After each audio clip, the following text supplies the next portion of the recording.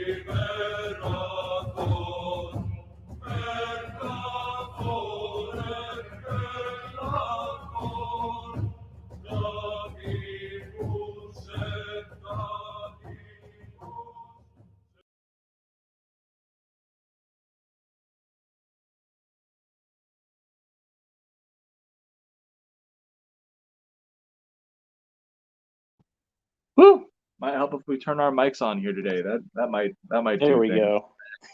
Oh goodness, I am What like an intro. really getting creative on this. My laptop's telling me that my devices cannot link up.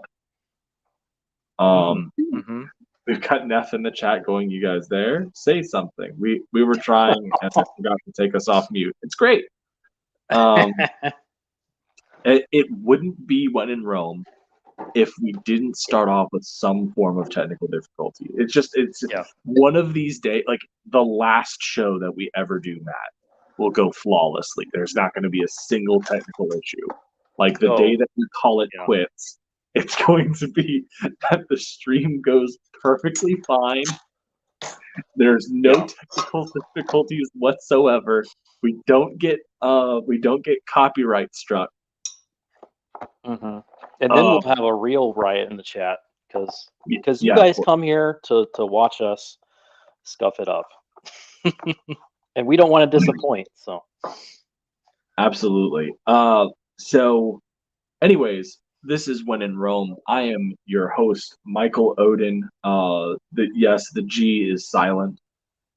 Creator of Elysian Fields and The Embrace, head of Nine Realms Publishing, and currently collecting signups for the upcoming campaign Judex.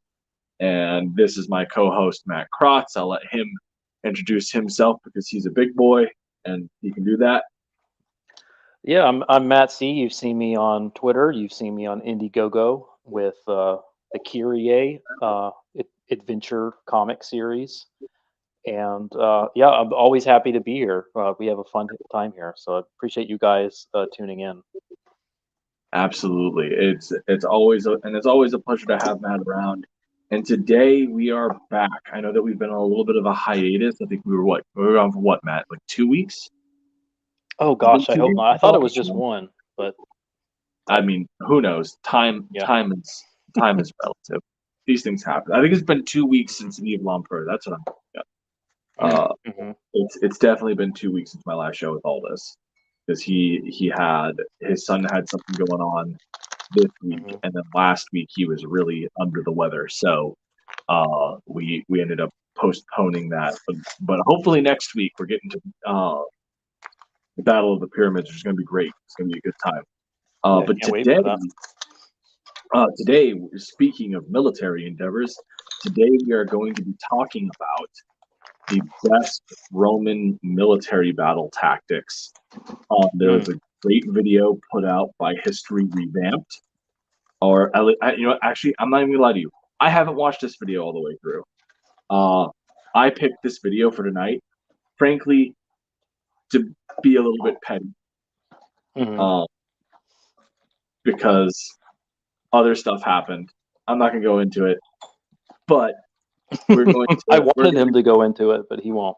We're going to watch this, and I'm probably going to give some commentary because one of the formations that's talked about here, I will elaborate on one of the most important times that it was used, and how effective it was in its usage. So what we're going to do is we're going to share screen this.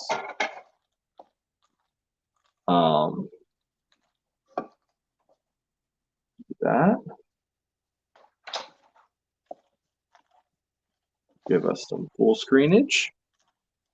And let's go. History Revamped. The Roman Empire was such an enormous military hegemon that it conquered all. Whoa. Oh, It couldn't be achieved if it had an amazing military tactics and professional army. No wonder that Roman military tactics are still studied at military schools and staff colleges to this day. The ancient Greeks of Macedonia arranged themselves in a rectangular phalanx to fight, with concentrations of elite fighters and subunits with their own officers. The Romans, though, took this organization to new heights. Key to their success was the standardization of equipment. So right away, I'm going to apologize, because as I said, I hadn't watched this video yet. This is very informative stuff. It's always fun when somebody doesn't have the gumption to actually stand up and narrate all of this. They very clearly scripted and done their research, and they've provided some excellent visual aids. But that narration is about as dry as can be. So you're not digging the AI voice? No, no, I'm not. It's a little sad. All right. So what we'll do is we'll do this, and then I'm actually going to bring up another thing. Like once we get through this video, yeah. So he's going right now. We're going through like the kit of the Roman soldier. You've got the scutum here is the shield. These shields generally averaged around 4 feet in length. The spear here, this throwing javelin, is called a pilum. As you can notice, there is a big center weight right above where it's supposed to be thrown that is supposed to make it very front heavy, and this top part here is like a harpoon pretty much. It's a long, think of it like an elongated arrowhead, and the tip of this is barbed. And so the idea with this is the pilum is designed to be able to pierce through shields, not necessarily to wound the person behind the shield, but to at this point in time, you're fighting a lot of people that are interlocking shields in a shield wall. And the brilliance of the scutum is, as you notice, is that it's kind of curved. So when the legions are in shield walls, they're not actually overlapping their shields. Most other people that are using circular shields, they're overlapping their shields to maintain coverage. So the pilum is able to pierce through these two shields as they're overlapped. And now all of a sudden, you can't use those shields. You've lost your mobility. You're going to have to drop them. And now you've taken two soldiers' abilities away to defend themselves. Brilliant engineering. Attached to his hip, you obviously have the famous Gladium Hispania, the Spanish sword that was the staple of the Roman legion. This weapon became synonymous with Rome, and it made its way into Italy from the Iberian Peninsula during the Second Punic War, when Hannibal brought a bunch of Spanish mercenaries into the Italian peninsula, and they did not have fun getting stabbed by them. So they did what Romans do best, and they adapted military technology of their enemies to their advantage, and they turned it on the world, and it was a massive game changer for them. You have the standard Roman helmet, which goes through some variation over the years, but generally looks pretty consistent outside of the early Etrusco-Corinthians, which you don't really see past the Punic Wars. The style of armor that he is wearing is called Lorica Hamada, and it is a chainmail cuirass that comes together, and this would be the primary armor of the Roman legion through the reign from like the Marian reforms to the reign of Augustus, and then you started a transition to the Lorica segmentata, which is this the iconic Roman legionary corset right over here. The horizontal bands, the shoulder pads, and you've got the canteen, food pouch. These two things right here, this hoe and this shovel, these are actually the secret weapons of the Roman Legion. Probably the biggest reason for Roman Legion's success isn't necessarily just in their training or standard fighting equipment. It's in their versatility to be, in the modern military, the Marine Corps prides itself on every Marine is a marksman, right? Like every Marine is a rifleman. Every Marine knows how to shoot, et cetera, et cetera. Every Roman legionary is an engineer. Every single one of them. They're all sappers and engineers.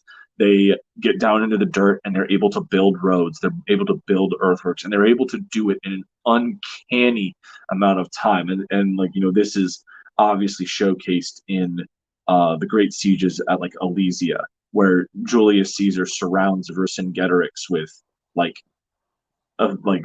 want to say like at least like 2 miles of earthworks and like wooden forts. It's like a matter of days. Yeah, they're like a mobile. Every legion's like a mobile, like forward operating base that can just kind of pick up and move around. It's incredible.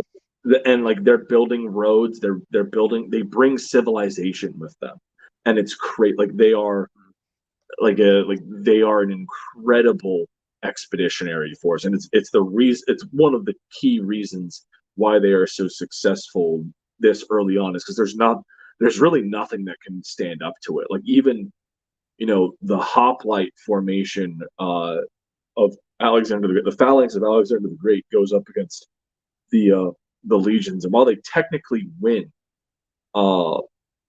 they lose so many people that the commander who commanded the Macedonian phalanx in that battle, Pyrrhus, his name became the origin of the word Pyrrhic victory. A victory, like you technically won the battle, but like it made you lose everything else. Like it wasn't worth it. It was a useless win.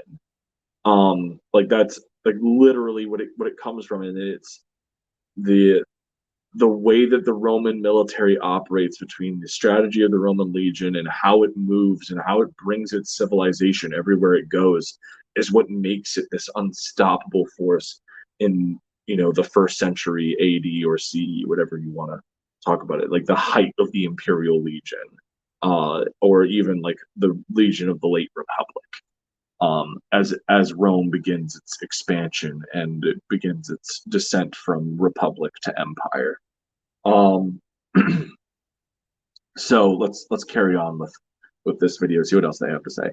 Equipment and training, which included a short list of terse commands that every soldier understood completely. In this video, I would like to show you, despite the fact. Right, so obviously what we have here is testudo, which is Latin for turtle. This was their big defensive formation. Is easily the most iconic of the of the Roman Legion commands. I'm sure that they'll be going. I mean, obviously they'll be going into this shortly, but the one that there is one that I'm hoping that they go into here because there's a battle that I really want to talk about. If they don't talk about it here, then there's a joke video done by Pax Romana I'll bring up that'll be very entertaining on Joe Buck's breakdown of the Battle of Watling Bridge, which is that'll be good. Will be a blast. So let's keep going here. The fact that Rome's military was supremely adaptable, quickly changing to the challenge in front of it, but yet used the 3 tactics that stood the test of time. 1. The testudo. It's easy to see where the tortoise formation got its name. Their uniquely large scuda, as the Roman shields were called, allowed them to present a 360-degree wall of wood to opponents. All right, so as you can see, this is not really a 360-degree wall. It is, you've got your front and your tops covered. It's especially effective during siege works, everything like that. Because generally speaking, the enemy is not going to be shooting, it isn't going to be getting a particularly good angle from the sides. It's also great closing in from infantry to infantry engagements if the other infantry formation has a bunch of archers. This is an incredibly useful tactic. The front rank of the formation would kneel behind their interlocked shields. This definitely represents the 360-degree element. Like you would have stuff like this, but it wouldn't necessarily always be like that, especially since, doing this could affect the mobility. In height. The second rank would hold their shields above the heads of the men in front, and so on. If all-round protection was needed, men on the flanks and at the rear could also present and lock their nearly meter-wide shields together, their sharply curved fronts forming an excellent missile barrier. This is it. Cunei formate. Cuneum formate. I apologize. So this is the wedge. So they've got this set up as like even they've got it testudofied too. So like this would suck coming against. But this is the ultimate weapon of the Legion, and we will get into that here momentarily. Really quick, we've got some people in the chat. Obviously, we said hey to Neff before. We do have a Corey Barton joining us. Corey, we are not talking about hot chicks today. I'm sorry, but we are talking about badass fights. So hot military formations. Yeah, hot military formations. Just look at that organization, bro. Just look at it. Such great infrastructure. Ooh. Look at that century. Anyways. Yeah. We could do a lot of wedge jokes right now too. Yeah, probably. But some descriptions of the testudo discriminate between heavily armed infantry with curved scuda and lighter troops with flat shields, who provide the roof to the tortoise. 2. The triple line. One innovation on the Greek phalanx that the Romans introduced was a triple line. Okay, so like, you're not even really, this video isn't even really doing a good job of transitioning between these topics. I'm really hoping they don't goof this up. I mean, this is very likely going to turn into, I'm just going to go to Pax Romana's channel and bring up the Joe Buck ESPN Battle of Watling Street, because it's hilarious and it's a good time. Line formation of 3 distinct ranks. Military seniority was the key to where a legionary stood in the battle order. Surprisingly, the least seasoned men, hastati, made up the front rank. Behind them were the Principes and, finally, the Triarii, veterans of combat. Yeah, I don't know why that's the whole surprising. Lot stood the unfortunate. So effectively, the mindset behind this for all of you guys that are wondering is you have your least seasoned people at the front, and mind you, the way that the Legion works is the least seasoned people are at the front, but they do get rotated. If you've ever watched Rome on HBO, it opens up with the Siege of Elysia, and you get this great sequence of, you've got the Roman legion set up, and Lucius Vorenus is there. He's blowing his centurion's whistle, and you literally have people like it is a steady flow. Like the Legion is a killing machine. Everyone acts in it in a cog.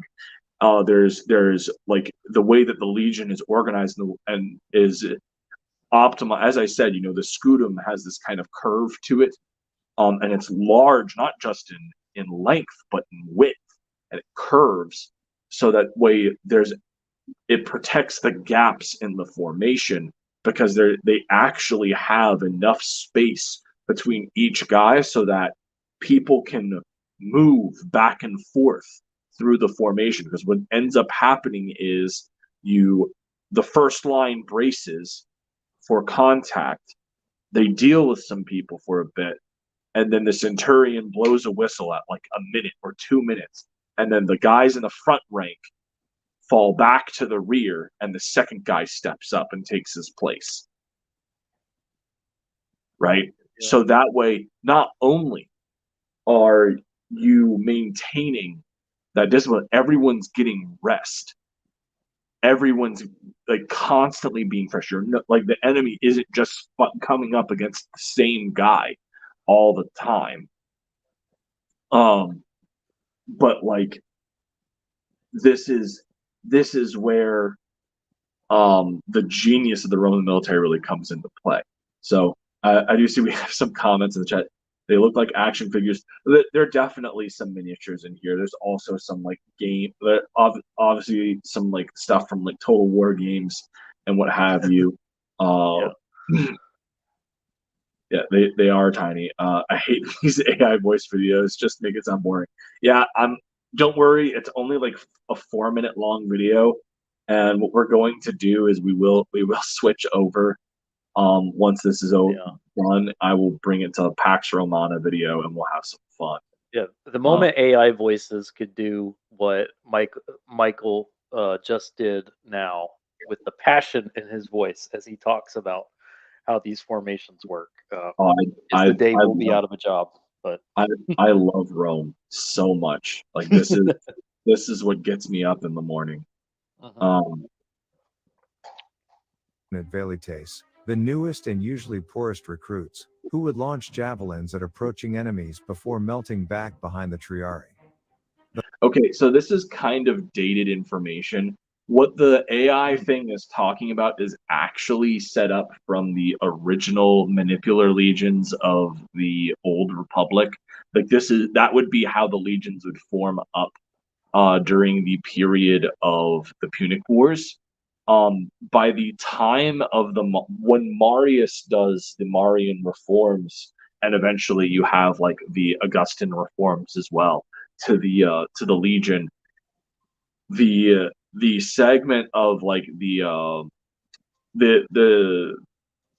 classification breakdowns of, oh well, you're poor, so you're just gonna be you're throwing spears and then you just run to the back and everything. That's no longer the case. The Roman legionnaire is equipped by the state, or by a prominent, wealthy statesman, right? And this actually leads to the downfall of the Republic as wealthy patricians start building up their own armies. They do it through the Senate because they're able to get the negotiate. But like this is what allows for the rise of Cornelius Sulla, obviously Gaius Marius, and who created these reforms. This has allowed for the rise of Gnaeus Pompey Magnus, Marcus Crassus, and Gaius Julius Caesar. These characters in history built up their legions with state funds, but they were the ones that were passing out the paychecks. And what ends up happening is the legions become more loyal to the man than they do the Roman Senate, and that becomes the big thing that creates the downfall of the Republic. Is because the Republic relied on a system very similar to what the Greeks did in the classical period of Greece, where it's effectively a city-state militia. Yeah, but you pay your own bills. Yeah, exactly. But there's no standing army. By the time of the Empire, especially, you've got all these guys in Lorica Segmentata. By this point in time, when you've got people outfitted like that, everybody has their own kit. Everyone is kitted up by the Empire. Like, you don't join the Legion and you're like, oh well, I can't afford anything, so maybe if you were in the Auxilia, like if you're in Auxilia, like the Romans aren't going to outfit you. But if you're a Roman soldier, if you're a Roman legionary, and you're a part of one of the Roman legions, you're being equipped with Lorica Segmentata. You're being equipped with the Gladius. You're being equipped with all of the stuff that they have at the local garrisons. The final rank, which could be some distance back, was the line beyond which the Roman legionary would not retreat. Falling on the Triarii passed into common usage, meaning facing a last-ditch struggle. The three lines would often line up. A legion's battle formation could be upwards of a mile, with alternating gaps, presenting a wider but still apparently unbroken fighting front. These gaps gave the already flexible legion even more room for maneuver and allowed the rear ranks to step up into a threatened line. Oh, it's almost as if I just said all of that. 3. The wedge. Yes! The wedge. That's great. The wedge. You can tell the wedge. You could tell how Mike used how he played Rome Total War. I was actually, fun fact, I was terrible at Rome Total War. I am terrible. Really? Oh wow. I don't I don't know what it is. Like I study battle tactics, and like I've looked at tactical maps my entire life, but whenever I'm playing like Rome Total War and stuff like that, it doesn't translate. Like I try to do it, and it's funny because it's like, obviously you have to account for movement, but like my mind doesn't process that. I just want to get to the bad guys and kill them, and so like I constantly screwed up. It's tough to do it in real-time strategy for sure. The best that I've ever done at any sort of strategy type game is Mount and Blade Bannerlord. Oh man, yeah. Well, that's arguably harder in a way because that's impressive. If you could conquer that, because you're doing Rome Total War plus the third-person character. Dude, I successfully defended a siege with, I think I had 300 people in the fortress. I was up against an army of 900, and I beat them. Yeah.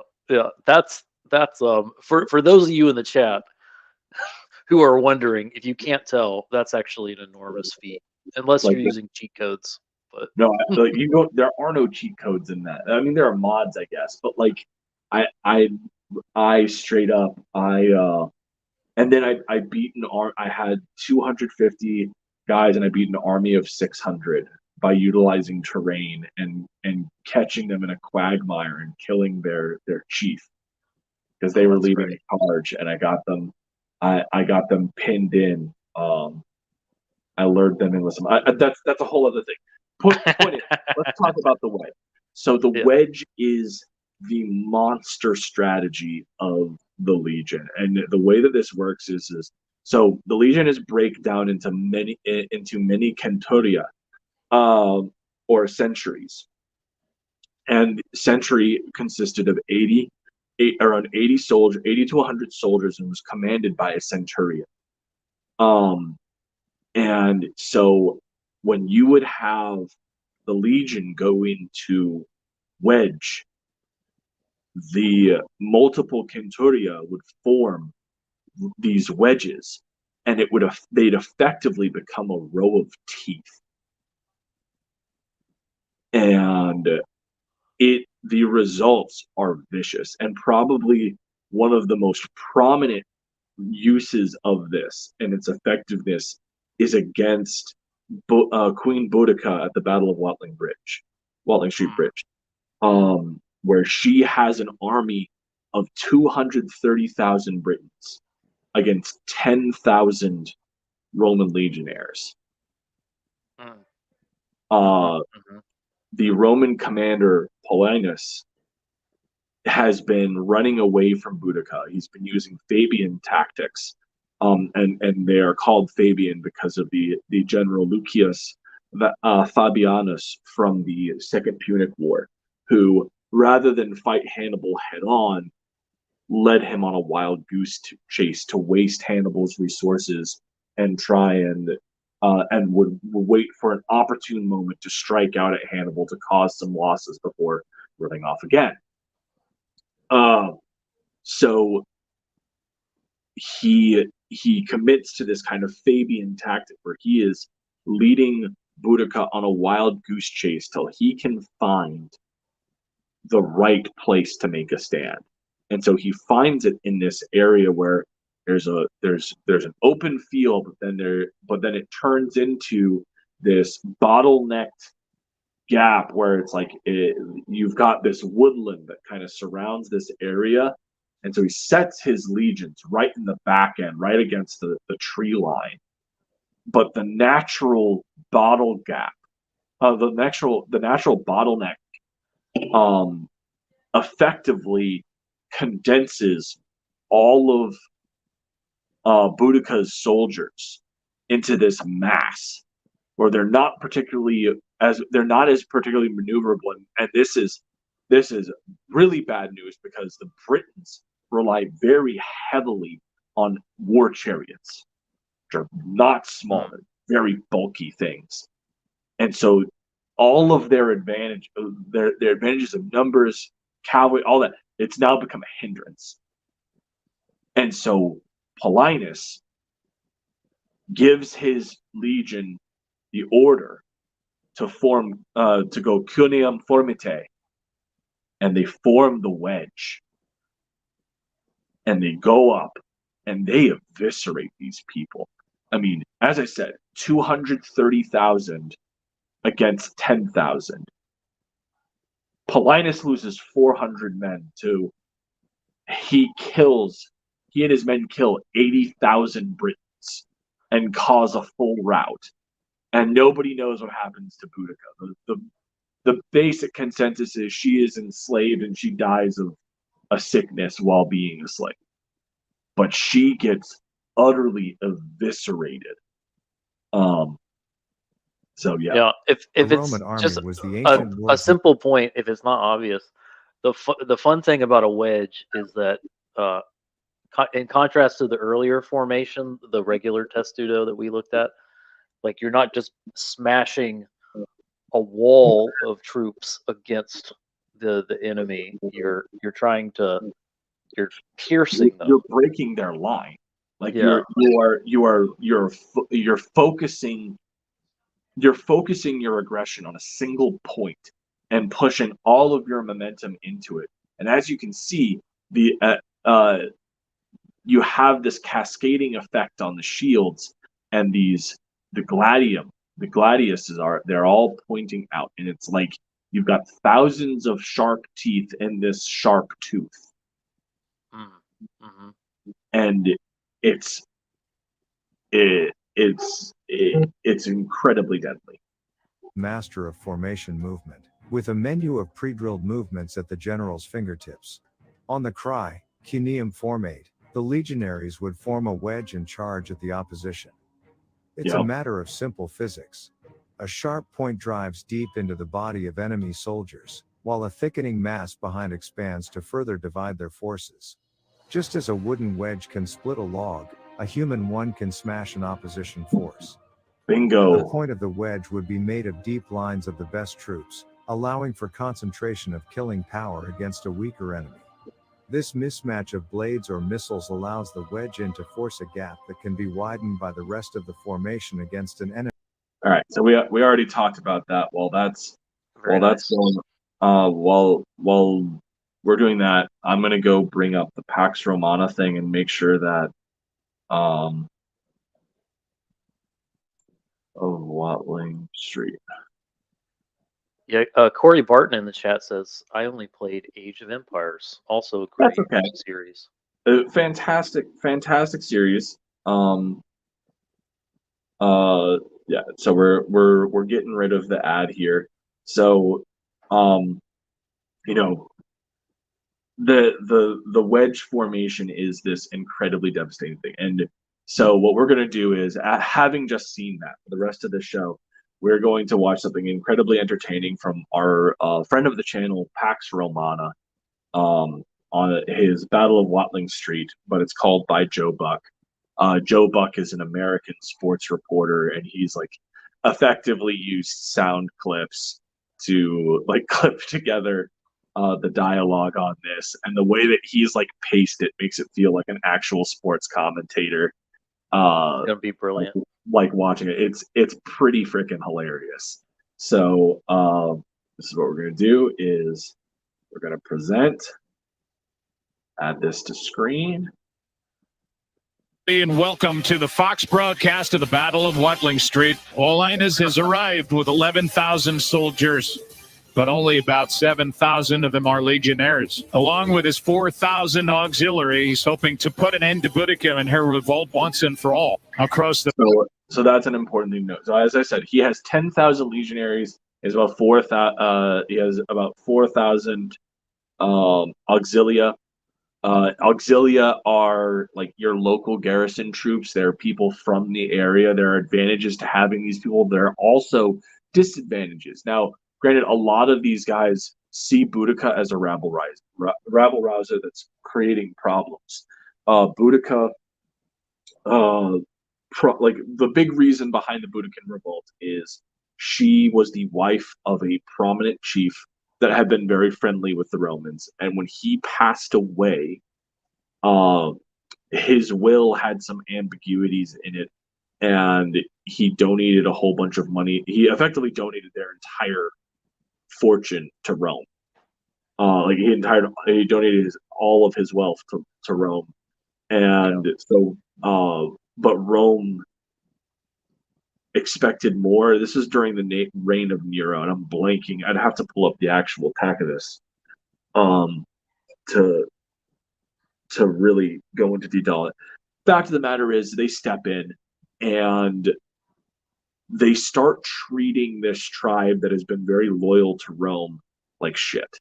And the big thing that kind of sets this off is they strip this tribe of its ability to have weapons. Now, this is a whole thing.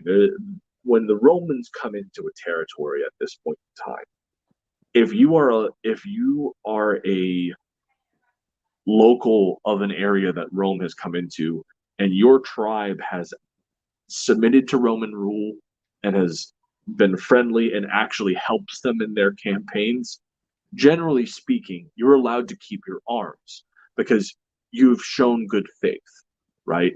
Like you are a peaceable person, you are a person of reason, etc., and they want to reward that.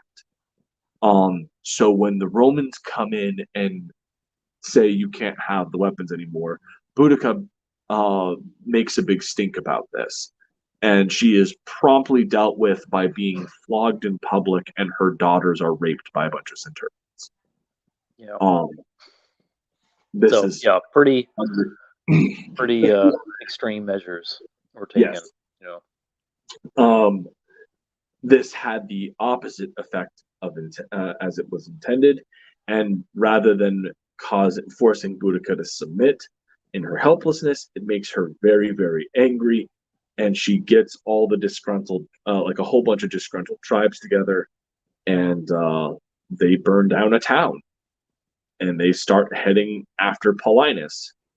And so Paulinus marches his legion, and we get to Watling Street. So let's hear more about what Joe Buck has to say. The field, Boudica and her hordes outnumber the Romans 5-1.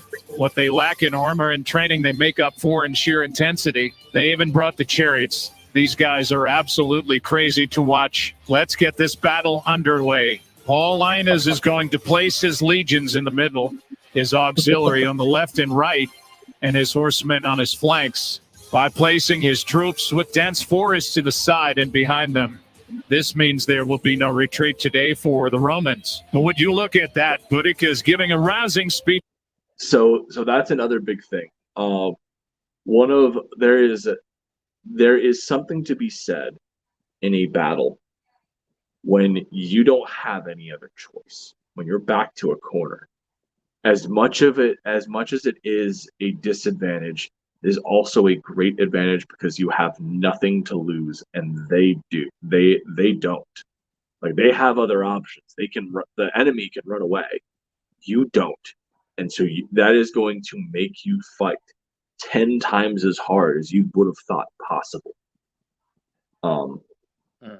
So Each to her men. This is their best chance at kicking the Romans off the island. And positive she is still ticked off about that daughter thing. Can't say that'll blame her. Meanwhile, the Romans seem to be business as usual, which is impressive considering they are outnumbered. And with loud screams, the Britons rush forward with their chariots to throw missiles and insults at the Romans. After taking a few losses, it does not seem like the Romans are going to break, so the Britons are going to go ahead and scatter here. Oh, this is a bit of a shock here. The Britons are going to send everybody forward in an attempt to smash the Romans outright. But this is why terrain is...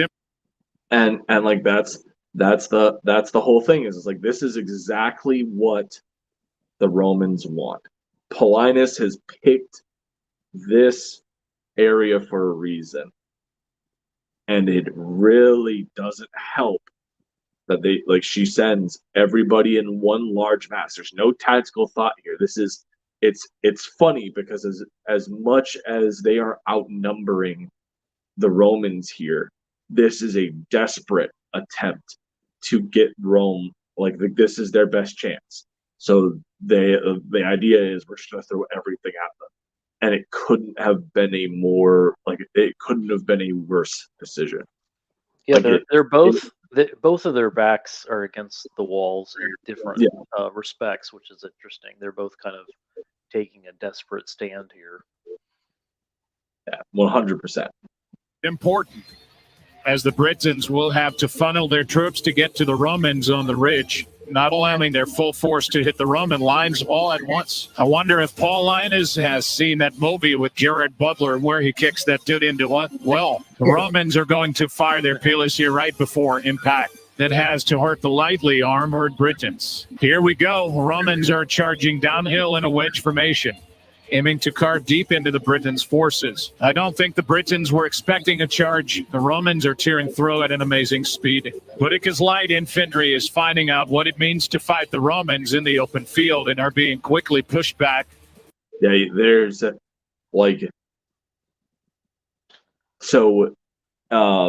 ancient warfare, the hoplite formation is at its most deadly in an open field, in a flat area without the ability to be outflanked. The brilliance of the Roman legion is, even if you are on their flanks, they can maneuver.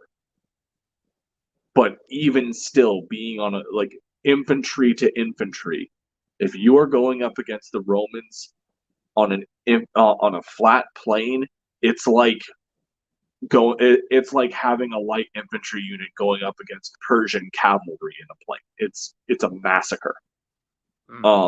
It is a bad day. Something to notice here. I don't know if it's if Pax. I don't know how accurate this is. Maybe Mike, but it's interesting that the chariots are still in the rear.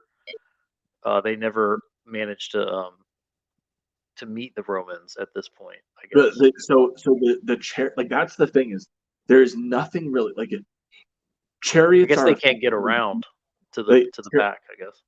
Chariot, everything, that's the whole point, is Paulinus chooses this area where there's dense forest surrounding them. So he puts his legions on the high ground, behind where he's on this ridge, and behind him is dense forest, and around him is dense forest. So they're just stuck behind their own infantry. They're completely impotent. in this situation. And then by the time that the chariots could technically do something, the Romans are already at the gates. Like, what are they going to do? There's nothing. They're completely flat, and that's not even to say, like, even if they were to get in close, there really isn't much they could do other than throw stuff at them, because if they get in too close, the Roman heavy infantry with their shields could literally topple those chariots. It's not hard. It gets done all the time. So, like, yeah. This is a bloodbath. British vigor and ferocity is meeting Roman steel and discipline. The Romans are taking the day. Oh my God, the Britons brought their families to the battle today. They are in those wagons. The Romans are showing absolutely no mercy here. The soldiers, the women, and the children are all being slaughtered. This is a complete Roman victory over Boudica and her rebels. At the end of the day here, it looks like the Romans have completely crushed the Briton rebellion. Boudica is on the run and the rebel army is scattered. Can the Romans keep control of the island and civilize these barbarians? It's too soon to tell. Thank you for watching the Fox broadcast of the Battle of Watling Street. I've been Joe Buck, and we'll see you tomorrow night. All right. I love those videos. They're so silly. If you're gonna do AI voice, yeah, why not just use Joe Buck? Well, like, and look, that's the thing is, I don't even know if he used an AI voice. I think that he took audio clips. Oh, okay. Like, wow. because it's very clear that I don't know. I'd have to go talk to him. Stitch together. It was a good time. But yeah, Boudica got crushed, and it's really funny because very similar. We've done a lot of Cleopatra content here, talking about Cleopatra and this, that, that. The only reason really why anyone cares about Cleopatra in the modern zeitgeist is because of William Shakespeare. William Shakespeare wrote Antony and Cleopatra. It is one of the greatest love story plays ever written. And people are obsessed with that dynamic. In a similar fashion, the only reason why people care about Boudica is because in the Victorian period, the English rediscovered this story of their own history. And you obviously have Victoria is the Queen of England at this point in time, and she's this prominent figure. And so obviously, to push English excellencia as they are going around and pushing their culture on the world, they revive this important the story of Boudica as, oh yeah, we stood up to the Romans and we did this, that, the other, and they create this legend around her. And don't get me wrong, what she did was impressive in the standpoint that she unified a whole bunch of tribes, and sure. She stood up to Rome. She burned down a Roman town, and she stood up for her people, and that's impressive. That's about it. She was ineffective. She didn't do anything. And the only reason why we remember her is because the British revived her tale and made it a major part of their national identity through the transition of the 19th into the 20th century. Yeah, it was kind of their answer. I always got the impression that they were kind of trying to do what the Germans were doing. Well, 100%, with this unconquered people kind of yeah, idea. that's the whole thing. Is it's like, yeah, they want their cool. But native origin. The real irony of it is, though, is it's like, okay, you guys are saying that you stood up to the Roman Empire, but aren't you kind of the new Roman Empire? Like you guys are the leading participant in the rush to Africa. You are the leading participant in the European colonization of East Asia, and are actively interfering in the affairs over in China, probably more so than any other country.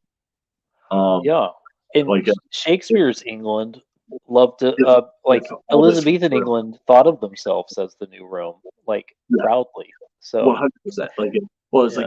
like everyone in that period of time thought of sure, themselves. yeah, But like you know, I mean, if Aldous were here, I'm sure that me bringing up the Victorian era of England and their influence in China would bring up Chinese Gordon, who's a fascinating character in and of himself. I might have to do a show with Aldous on that, 'cause he loves Chinese Gordon, which I think is really interesting. He's the British George Armstrong Custer, in my opinion. Oh, neat. Yeah, I don't know about him. Oh man, fantastic movie with Charlton Heston and Laurence Olivier. Oh wow. Khartoum, all about the final stand of Chinese Gordon at Khartoum in the Sudan. Oh, brilliant film. It's one of those movies that Laurence Olivier got in trouble for because he was in blackface, playing the Mahdi. But it is a tremendous film. It is incredibly well acted, very well written. And There you go, guys. You have your homework for the week. Watch Khartoum. I know I will be. It is a very good movie. I do highly recommend it. But like Chinese Gordon, when I did a research, I did a research paper on him during I was in a history of Western imperialism in the 20th century and what have you. And so I did a lot of I did my report on the myth of Chinese of Charles Gordon, and it was very clear that he was kind of it was almost worse than Custer, because Custer went off half-cocked and didn't do what he should have done in terms of like being a bit more, cautious and everything. He was a very aggressive cavalry commander, and always had been his entire career. Very, very devil-may-care. Yeah. Charles Gordon was by all accounts, was effectively set up so that so like the people that put the people that sent the people that talked to him about everything, it was very clear that they knew that Gordon was going to not do what he was told to do and make an entire mess out of the situation so that they could capitalize on public opinion and force an official response from British government in the Sudan. Like it's very clear that it's like, oh, we can do what those American blokes did with that George Armstrong Custer guy. So oh wow, so British. It's very, very interesting stuff. I don't want to talk too much about this because I'm sure that Aldous is going to watch this on a replay and he's going to mess with it. You fucking talked about Chinese Gordon and didn't have me there. But like, yeah, definitely go check out Khartoum. Great movie. But yeah, going back to Boudica, the only reason why we know about her is because the British were so fascinated with her during this 19th century thing, and they used it as a way to propagate, as a national propaganda on why they were so great. But in all actuality, she was ineffective. And Yeah. if you want to talk she about burnt down Colchester, that's about it. Killed a lot of her own people who had just had Yes. Romanized. But I don't know how proud we need to be of that. If we want to talk about an antiquated figure that stood up to the power of their day and was successful and did something, all eyes should be going to Tamiris. Like, okay. Oh, please tell me you know who Tamiris is. I was gonna go Zenobia a bit because she actually Zenobia got her ass whooped by Aurelian. She took advantage of the 3rd century crisis. She wasn't fighting an actual Rome until Aurelian came in. And when Aurelian came in, he shit stopped her. Yeah, no, yeah.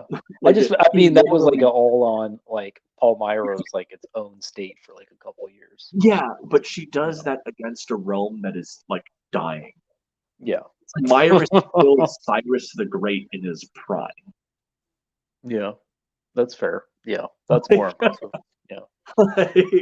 like literally kills the founder of the Achaemenid Persian Empire, the only non-Christian to have been named a Messiah, a non-Judean person to be named a Messiah. Yeah. Like probably one of the most influential people in history, killed by a Scythian warrior queen, in probably the most brutal way possible. Like it's vicious. And that I know that might be our next topic. I don't know. That sounds really interesting. I mean, we can't like it. I mean, we can technically do it. I mean, we are supposed to do when in Rome. But like Tomyris, the warrior, like I guarantee you, she is the origin of the Amazon. Like her and the woman Scythian warriors, the horse step archers of Scythia, are the inspiration for the Amazons. Yeah, I guarantee it. Tell the chat how did she kill Cyrus? Well, if we're going by Herodotus, I'll pull this up. Give me a sec. Because I do love me some Herodotus. It's not like it to bring in to bring in robot chicken. When it comes down to Herodotus, I always go back to their 1776 300 joke. It ain't accurate, but it will blow your fucking mind.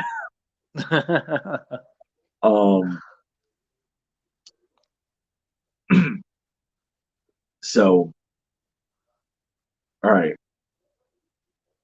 It's important to give some backstory here. Cyrus, Tomyris is a Scythian queen. Her husband dies, and Cyrus, like within a few weeks, sends envoys to try and marry her. And Tomyris sees through this ruse as not a genuine offer, but he's trying to get after her kingdom. So she tells him no, fuck off. Incorporate it. Thing, and kills his messengers. And so he responds by going to war with her. This is the height of this is Cyrus in his prime. So he's bringing the cream of the crop of the Achaemenid force. And right before their encounter, he allows the Scythians to he sets up a lure to the Scythians go, and they think that they have routed the Persians, but really it was all a ruse. And so the Persians have left behind alcohol, lots of alcohol, and the Scythians drink, they get wasted, and the Persians come back. And amongst these Scythian warriors is Tomyris' son, who they capture. And so now Cyrus has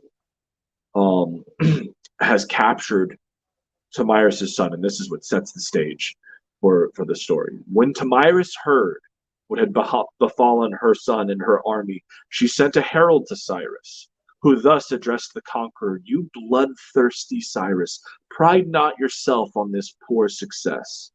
It was the grape juice, which, when you drink it, makes you so mad, and as you swallow it, brings up to your lips such bold and wicked words. It was this poison by which you ensnared my child, and so overcame him, not in fair open fight. Now hear what I advise, and be sure I advise you for your good.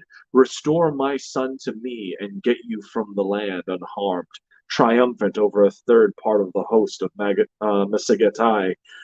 refuse, and I swear by the sun, the sovereign lord of the Massageddai, bloodthirsty as you are, I will give you your fill of blood. To the words of this message, Cyrus paid no manner of regard. As for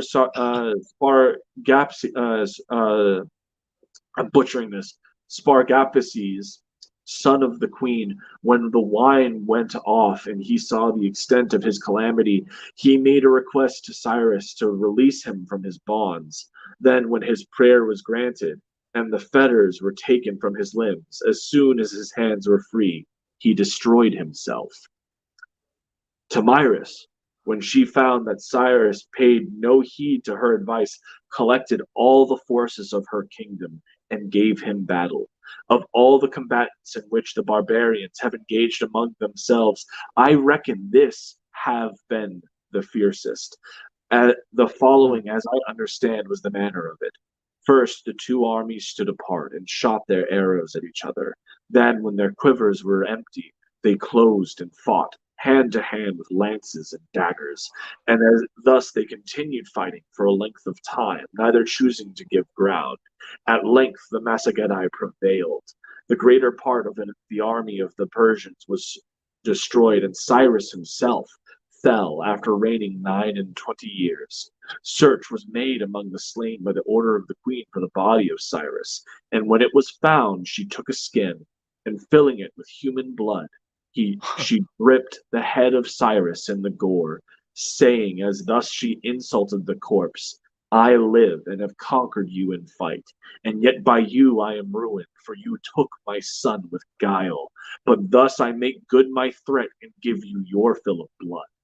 Of the many different accounts which are given of the death of Cyrus, this, which I have followed, appears to be most worthy of credit. Appears to me most worthy of credit. Beautiful. She did it, folks. She gave him his fill of blood. I'd forgotten that part of Herodotus. That's that's not something you should easily forget. No, like it's incredible, and like she's really good. Such a badass. I love Tomyris. Great character. So like, if you want to talk about a character who defied the great power of of their time and stood up against their imperialism, Tomyris is the person you're focusing on, not Boudica. But anyways, we have reached our hour mark. Yeah, that was a great episode. We covered a lot of stuff, and I think we brought a lot of good energy. I think the chat was enjoying it. For the most part, I guess. I guess we have. Oh, I get it. Odin is gay. I don't know where that comes in. Yeah, when was that wrong? Imagine a world where Ogden said stuff that was interesting. I don't know. Man. This is great. If you like 300, like that was Frank Miller effectively ripping off Herodotus dialogue for 3/4 of it. So like 100%. Literally all the laconic zingers of 300, Persian come and take them. Then we will fight in the sun. Then we will fight in the shade. That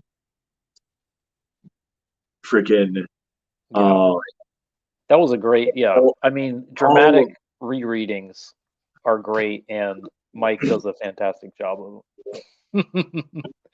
Look at that. Unhinged in the chat says, great show. No, that specific portion wasn't 300, but Herodotus literally wrote the Persian war, the history of the Persian wars, and that is literally what Frank Miller's 300s is based on, is Herodotus's account of Thermopylae, and all of the badass isms that you hear Leonidas and his soldiers say throughout that entire movie are direct quotes from Herodotus.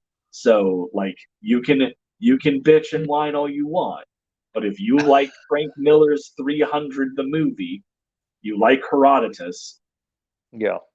And it's good stuff.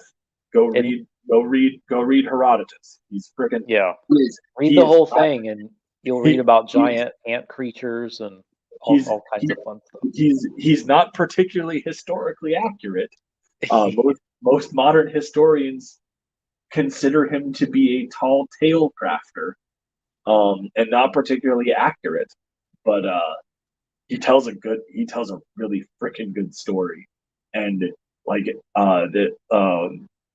Dan Carlin, Hardcore Histories, has a special on the King of Kings, which is all about the Persian line going from pre-Cyrus through Alexander the Great, and explores the dynamic between the Persians and the Greeks and everything like that.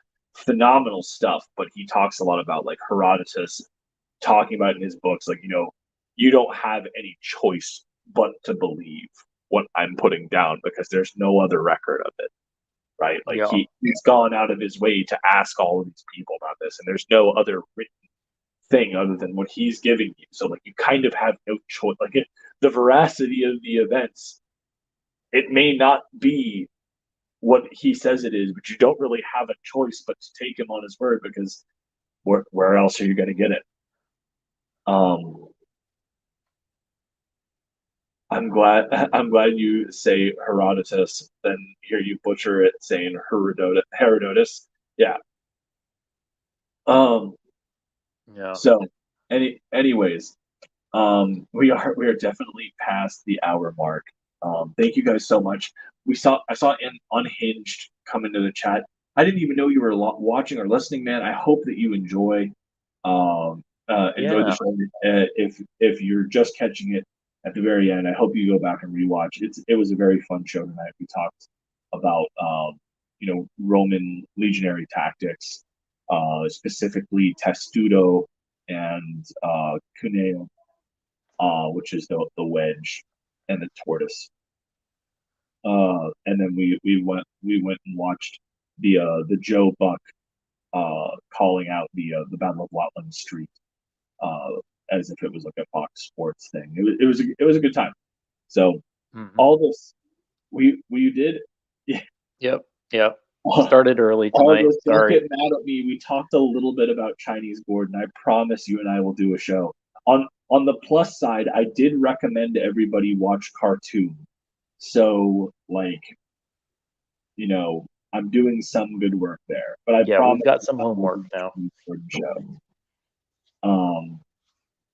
But I know that we're and it's funny because we started an hour early because I was supposed to do a stream at 10:30 promoting Judex, and that guy canceled with me right before this show. So at 10. But we're just gonna go with what it is. JFC. My favorite kind of chicken.